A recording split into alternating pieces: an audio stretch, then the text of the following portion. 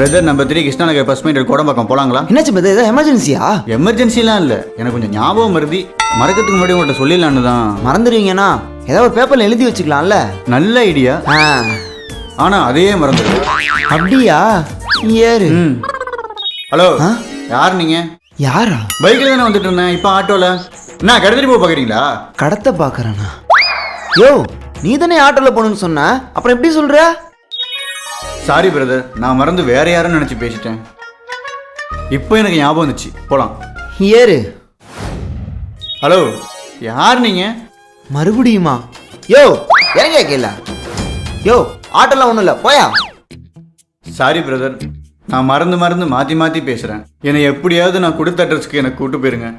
கூட்டு போக முடியாது, வேணா தூக்கிட்டு போகிறேன். தூக்கிட்டா? எப்படி? இப்படிதான் சேஃபா கூட்டு போறேன். போலாமா?